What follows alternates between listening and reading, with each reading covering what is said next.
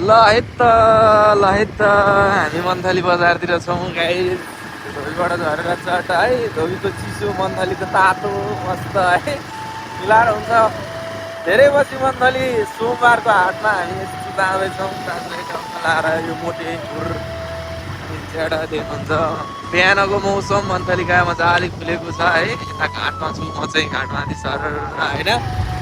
ल है त दाजुभाइहरू यसो भ्लग चट हालिरहेको हुन्छु म है। मस्त मिलाएर जानुपर्छ अहिले बजारतिर च्याक होइन। हाट कस्तो रहेछ हेर्नु ल। लाइट चट्टै मन्थली हाटमा देख्न सक्नुहुन्छ।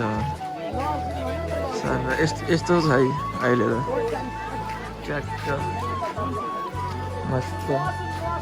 कहाँ हो र आज ओइ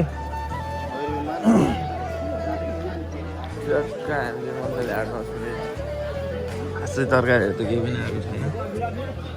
तरकारीहरू भनेर लिन आएको हेर्दैछौँ तरकारी। यता मन्थली आइसकेको छौँ ट्याक्कै काँक्रो यता बाइकभरि तरकारी लिएर आएको छौँ। चट र आकाशी आइसकेका छौँ हामी बरपिपल होटेलमा। ट्याक्क हामी बरपिपल मन्थलीको भाइरल होटेलमा आएको छौँ। हाम्रो साउनी हुनुहुन्छ हो मन्थली उसको के अरे बरपिपलको साउनी। उहाँ आएर घट रक्सी खाइदिन्छ। यसले त पहिला त्यो सोफी बियो रक्सी हुन आउँथ्यो नि त 50 रुपियाँको। यसले त घट मुखै ननिकालिकन खाइदिन्छ ऊ। हेर्नु त